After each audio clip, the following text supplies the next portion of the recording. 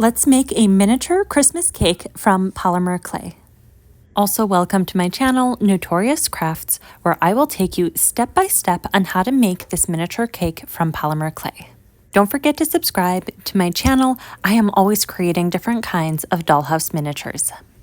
Here are all the supplies that you will need, and links to them are also down below in the description. You will need some polymer clay. I have this large variety pack, and out of it I took the red, bright green, and white colors.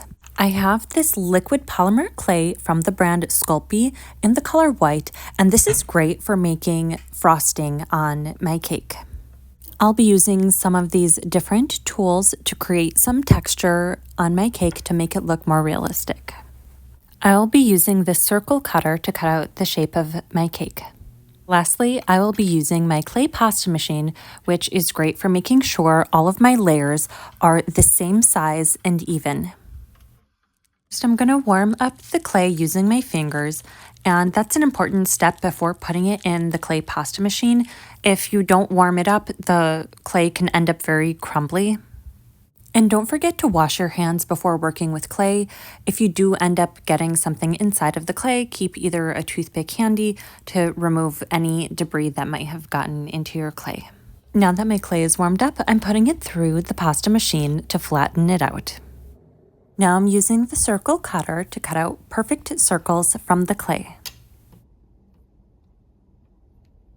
Next, I'm going to do the same exact process for the red clay. You can choose whatever colors you would like for your cake layers.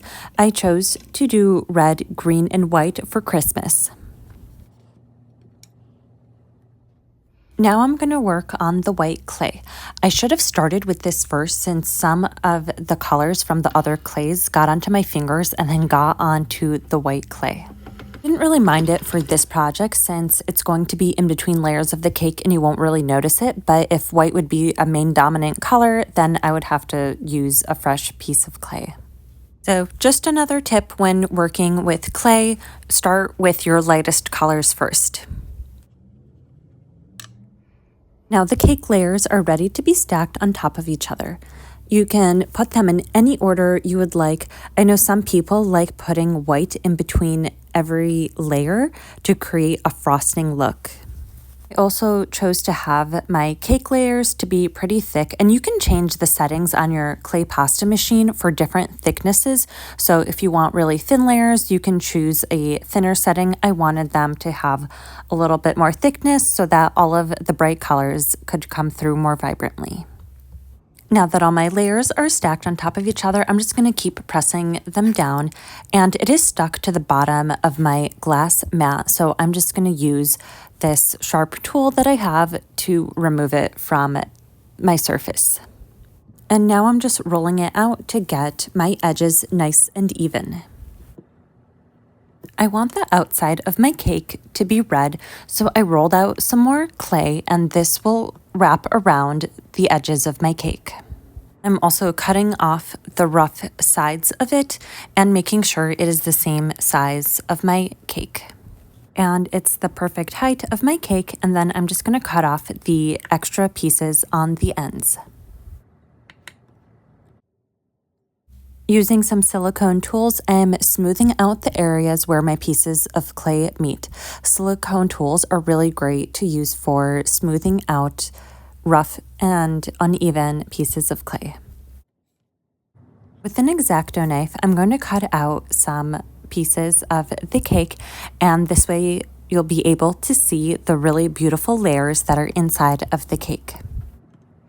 And then I'm going to cut this slice into even smaller pieces, and this will be really cute to put on the side of the cake or on some small plates. I'm using this dotting tool to texture the inside of the cake to make it look like a sponge cake, and this will give it a realistic look. I am also using a toothpick to do the same thing. I wanted to use a variety of different kinds of tools so that I get many different types of sizes of textures inside of the cake. I found that this wire tool worked the best to create lots of different textures inside of the cake.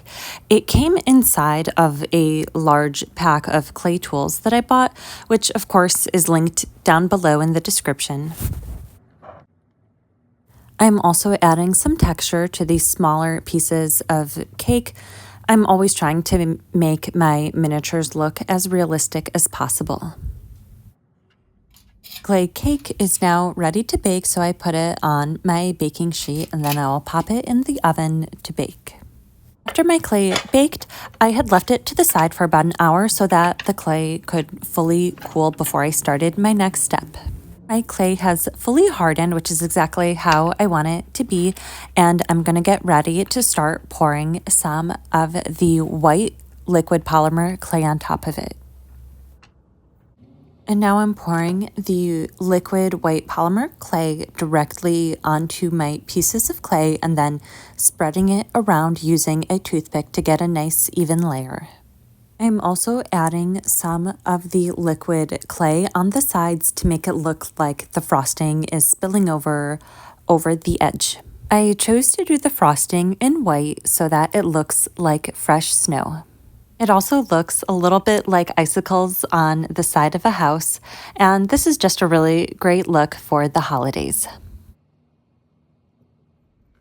I'm continuing this same process on the other piece of cake and also doing the same thing for the big piece of cake.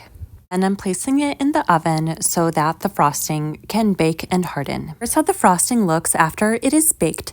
It did lose its shine, which I was sad about, but I still really like this technique of the frosting. Now I'm going to decorate the top of my cake with some of these clay peppermint candies.